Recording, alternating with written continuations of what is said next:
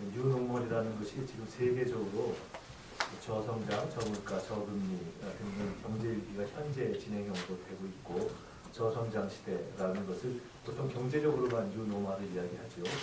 그런데 이것을 민주당이 처음으로 총체적인 이 한국판 뉴노멀, 정치경제 사회 문화의 뉴노멀이 가장 문제다. 이에 대한 대응 체제를 마련하는 것이 국가적 과제다라고 설정을 해서 그에 대한 정책을 수립하고 그 정책 선거를 주도하기 위한 한국판 뉴노멀 추진단을 설치했습니다. 제가 직접 그 담당을 맡았고요. 그 하나의 저비용 사회 추진본부, 새만금 신경제 수도 추진본부, 저비용 상생 정치개혁 추진본부를 설치했습니다. 총괄본부장의 영입을 이미 내정해서 완료했습니다. 곧 발표를 할 것입니다. 전국에서도 그 학계와 등등 각각 그 전문가분을 영입할 계획입니다. 다시 한번 말씀드리지만은 이 정책은 새만금 신경제 수도는 민주당과 대한민국의 명운을 걸고 민주당이 추진하고 있는 것입니다. 아까 말씀드린 지금 1차 통합에 합의한 신민당과 통합신당 측에도 이 취지를 충분히 설명했고, 그뿐만 아니라 신당 추진 세력 전체, 야권 전체, 나아가 정치권 전체의 공통정책으로 수용할 것을 촉구하고 관철할 것입니다. 다시 한번 강조하지만 이것은 결코 전국 지역의 과제가 아니고 대한민국 전체의 명운이 걸린 과제입니다. 제가 비유적으로 얘기하면 저는 이렇게 얘기합니다. 박정희 대통령이 살아있었다면 반드시 지금 국가의 전력을 마치 포항제철 경부고속도로를 건설하는 데 쏟아부었듯이 저는 새만금 신경제 주도 건설에 국가의 전 역량을 투여했을 것이라고 저는 확신하고 있습니다. 오늘은 주로 새만금 신경제 수도의 행정 추진 시스템, 그리고 다음번에는 재정 추진 시스템, 그 내용으로는 특별비제와 재원 마련 방안이 포함됩니다. 그리고 마지막으로 구체적인 새만금 특별법 개정 방향, 이렇게 세 가지로 나눠서 저희들이 발표를 할 생각입니다. 그리고 전북뿐만 아니라 호남 그리고 전국적인 전국을 결성하려고 합니다. 국민적 관심과 동력 제고를 위해서 많은 전국 도민의 관심과 동참. 오늘은 새만금 신경제 수도 건설의 강력한 행정 추진 시스템에 관련한 말씀을 드리겠습니다. 지난번에 이미 두 가지, 즉 현 국무총리 소속 새만금 위원회를 대통령 소속 새만금 신경제 수도 조성위원회로 격상하지 않은 말씀을 드린 바가 있습니다. 현재 총리실 소속의 위원회가 되어 있고 거기에 민간위원장이 그 전북 출신의 오정남 위원장이 되지 않습니까? 저도 되게 가까운 분이고 올 초에 뵙기도 했습니다만, 그러나 안타깝게도 잘 아시다시피 총리실 소속의 위원회는 워낙 많기도 하고 사실상 예산이나 추진력이 없는 유명무실한 정말 회의만 하는 회의체에 불과하기 때문에 이것을 대통령 소속으로 바꿔야 하고 격상해야 된다고 보는 것입니다. 그리고 무엇보다도 위원회가 아니라 일은 결국은 우리 행정부 대통령 집중자에서는 대통령 중심의 추동력이 나오지 않으면 되지 않는 것입니다. 그래서 대통령실에 새만금 신경제 수도 전담 부속 비서관을 신설해야 한다는 것은 이 역시 지난번에 말씀드렸습니다만 대통령 어젠다로서 이것을 추진하기 위한 핵심적 수단입니다. 이 두 가지는 이미 말씀드렸고, 이하에는 지난번에 말씀드렸거나 오늘 새로 말씀드릴 내용의 이해를 돕기 위해서 구체적인 설명을 드리겠습니다. 새만금 특별지방자치단체를 설치해서 정책 결정의 자율성을 획기적으로 제고하자라는 말씀을 드렸습니다. 새만금 특별지방자치단체에 관한 것인데 이에 대한 설명을 좀 드리겠습니다. 우선 지방자치단체는 법률상 특별시, 광역시, 특별자치시도, 도특별자치도, 이건 법률에 나와 있는 규정입니다. 그리고 두 번째로는 시군구 등으로 구분되어 있습니다. 저희가 제기한 특별지방자치단체 설치는 법률상 앞서 말한 두 분류 외에 특정한 목적을 수행하기 위하여 필요하면 따로 특별지방자치단체를 설치할 수 있다. 그리고 그 특별지방자치단체의 설치 운영에 관한 필요한 사항은 대통령령으로 정하도록 규정되어 있다는 것이 법률에 나와 있습니다. 저희들이 특별지방자치단체로서의 새만금 특별지방자치단체 설치는 이러한 법률 규정에 따른 것입니다. 또 하나는 이 특별지방자치단체를 설치함에 있어서 하는 가장 큰 이유는 뭐냐? 저희들이 얘기하는 규제제로를 현실화하기 위한 것입니다. 전에도 말씀드렸지만 국내에 많은 송도 등 이런 경제특구 실험이 있었지만 다 별 성과가 없습니다. 그리고 현재 새만금 추진에 있어서 새만금을 포함해서 10여 개의 경제 규제 프리 존이라고 하는 것을 최근에 정부에서 발표를 했습니다. 이전보다는 진전되었지만 결국 그것 또한 별 큰 성과를 보이기 어렵다고 봅니다. 왜? 그 경제 규제의 해제를 해당 지역에서 건의해서 중앙정부가 결정하게 되어 있는 과거와 똑같은 방식이기 때문입니다. 저희가 지금 구상하는 방식은 전혀 다릅니다. 사실상의 자치입법권을 부여하는데 그 방식을 조례의 특례적 권한을 활용하는 것입니다. 설명을 다시 드린다면 새만금 특별법을 개정해서 그 방향은 새만금 특별자치단체가 조례로서 특례를 규정할 수 있게 하는 사실상의 자치입법권을 부여한다는 것입니다. 이것이 어떻게 가능한가 하는 것을 설명드리겠습니다. 현재 제주특별자치도 설치 및 국제자유도시 조성을 위한 특별법, 제주특별법이라 하겠습니다.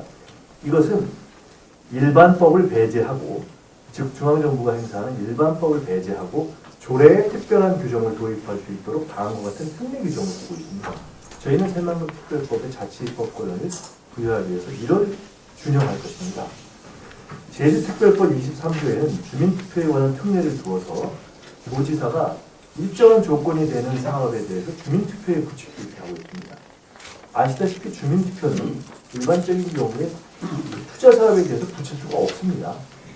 다른 시도가 이걸 붙일 수 없게 되어 있는데 제주도는 바로 이 조례 조항을 이용해서 일반법을 배제하고 조례로 투자 사업을 주민투표 대상으로 하고 있습니다. 중대한 차이입니다. 그래서 그 제주도 특별법의 23조 1항에 따라서 어떻게 되어 있냐면 법에도 불구하고 제주자치도에서 부담하는 금액이 1,000억 이상 되는 대규모 투자 사업에 대해서 주민투표에 붙일 수 있게 됩니다. 이건 첫째 저희가 준용하려고 하는 것입니다. 또 두 번째로 저희가 준용하려고 하는 것은 제주특별법상 그 국제학교 설립 자격, 예를 들어서 교육에 관한 규제가 있지 않습니까? 근데 제주도에 지금 현재 영어학교가 진행되고 있습니다.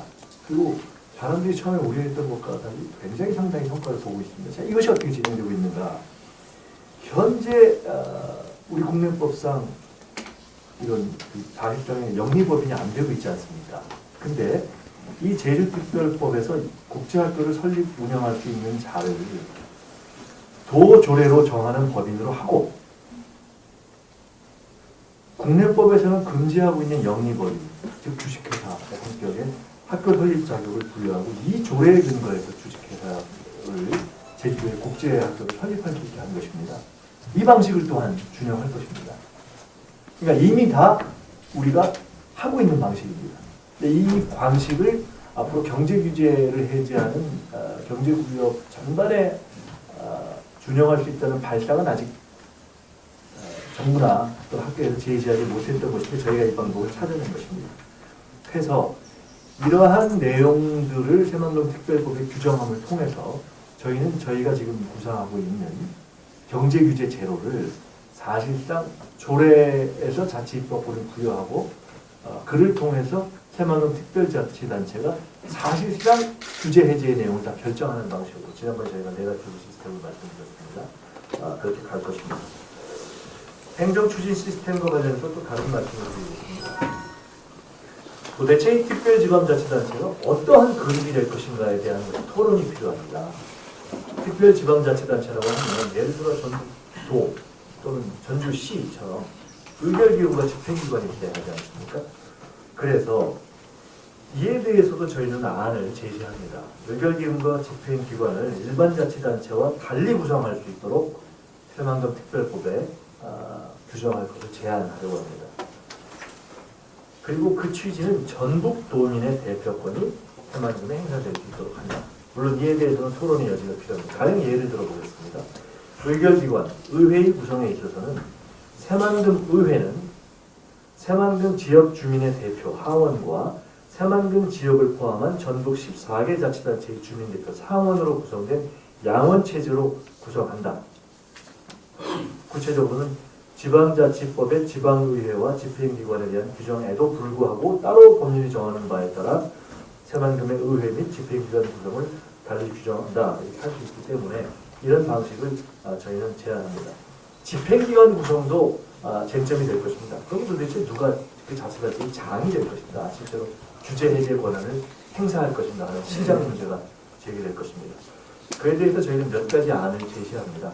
새만금 지역 주민의 직선으로 하는 방안, 전북도지사가 겸임하는 방안, 또는 상원의장이 겸임하는 기관통합형 방안, 또는 국가의 임명 방안, 이런 다양한 것을 검토하고 토론해서 저희는 새만금 특별법에 규정할 수 있다고 생각합니다. 장기적으로는 우리가 헌법을 개정하게 될 경우에 이것을 보다 안정적 지위를 확보하기 위해서 헌법 개정 당시 새만금 신경제수도를 헌법상 기구로 규정하고 법률안 제출권을 부여해서 자치입법권을 국가입법권으로 격상하는 것도 검토할 수 있다고 봅니다. 오늘은 저희가 행정재정, 행정재정 그리고 특별법 가운데 행정에 관련된 부분을 기존에 말씀드렸던 위원회와 수석비서관 외에 구체적인 도대체 규제 해제를 어떻게 할 것인가, 이것은 현재까지 국내에서 정리된 적이 없던 것을 확실한 근거를 가지고 저희가 제시했고, 그리고 지방자치단체를 어떻게 구성할 것인가에 대한 안을 제시했습니다. 저희가 이렇게 나눠서 말씀드리는 취지를 잘 이해해 주시면 감사하겠고요. 오늘 말씀드린 것처럼 이렇게 제법 내용들이 있기 때문에 한꺼번에 제시하기 좀 어렵다는 말씀을 드리고요. 저희가 또 이것을 말씀드리는 이유는 일회성 정책으로 제시하는 것이 아니라 아까도 말씀드렸듯이 제가 1차로는 신당 추진 세력, 2차로는 야권 전체, 3차로는 여야 정치권 전체에 모두 설득하고 관찰할 것입니다. 반드시 이것을 실제로 할 것이기 때문에 저는, 그리고 이 내용에 있어서 저희가 꼭 하나의 안이 아니라 예를 들어 지방자치단체의 의결, 집행기관 구성 등등에 대해서 및 앞으로 제시하는 내용들에 대해서 토론이 저희가 상당히 필요합니다. 그래서 이 부분에 대해서 저는 언론인 여러분께서 좀 이해해 주시고 협조해 주셔서 이것들을 하나하나 토론할 수 있도록 좀 도와주시면 좋겠다는 말씀을 드리고요. 저희가 가급적 다음 주, 다다음 주 딱 2번만 더 용적으로 찾아뵙겠습니다. 그렇게 해서 말씀을 드리고, 이와 동시에 그 새만금 신경제 수도를 위한 전국을 포함한 권국민 추진기구 구성은 동시에 추진해 가겠다 하는 말씀과, 동시에 현재 이미 합의된 그 1차 통합 세력과 또 2월 초까지 예정된 전체 신당 추진 세력 내부에 전체가 마무리되기 전에도 이 내용들을 저희가 전달해가고 정책화할 수 있도록 노력하겠다는 말씀을 드립니다. 감사합니다. 아까 말씀드렸듯이 현재 야권 신당 추진 세력은 저는 이것에 거의 전적으로 동의할 거라고 99.99% 이상 확신하고 있습니다. 그리고 현재 황정인 대표의 더불어민주당도 그래요? 이것을 수용하기 않기 어려울 것이라고 보고 있습니다. 제가 전에도 말씀드렸지만 요새 호남 정치 복원이 문제가 되고 호남 신당이 논의되고 있습니다만, 저는 사실 호남 정치보다 더 중요한 것은 호남 경제라고 보고 있습니다. 그동안은 호남 정치 세력이 어떻게 보면 호남민들의 지지를 받아서 정치적인 지위를 확보하는 데 노력했고, 그것을 호남 정치라고 말하지만 실제 문제는 호남 경제입니다. 그리고 실제 문제는 호남의 일자리입니다. 그리고 그렇기 때문에 저는 호남 경제에 대한 대안을 내지 않는 일체의 신당 논의는 사실 무의미하다고 저는 보고 있습니다. 그런 호남 정치 복원, 그런 호남 신당이 무슨 의미가 있겠습니까? 그리고 이것이 호남만을 위한 것도 아니고 저희는 대한민국 전체의 대안이라고 확신하고 있기 때문에 사실 이 말씀을 드리는 것입니다. 그리고 현재 여권도 저는 이것을 수용해야 될 것이라고 보고 있습니다. 제가 그래서 아까 박정희 대통령이 있었다면 반드시 했을 것이라고 제가 말씀드리는 겁니다. 실제로 저는 박정희 대통령이 현재 2000년대에 한국에 있었다면, 또 싱가포르의 이광효가 현재 한국에 있었다면 반드시 이것을 했을 것이라고 저는 확신하고 있습니다. 지금 우리에게는 민주적인 박정희 방식, 민주적인 이광효 방식의 저성장 돌파 전략이 필요합니다. 이것을 말씀드리는 것이고요. 그런 의미에서 정치권에는 저희가 이거 확산을 나갈 것입니다. 확신을 갖고, 그리고 다른 지역의 문제는 저희가 이후에 이익공유 문제와 성장 방안 등등의 문제로 말씀드리겠고, 이 새만금이 한중일 FTA 시대에 맞춰서 지금 중국이 수출 중심에서 소비 중심 국가로 전환을 하고 있지 않습니까? 굉장히 중요한 위기이자 기회입니다.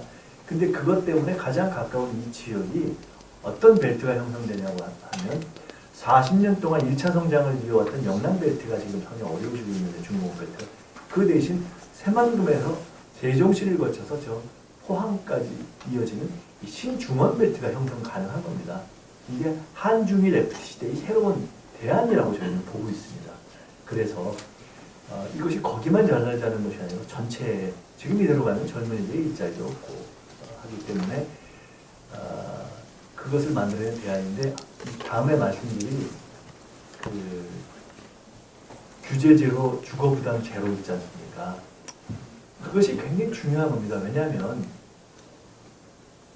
지금 이 주거비 부담하고 하는 방식, 보육 부담 방식으로는 미래 세대 청년들이 길이 없습니다.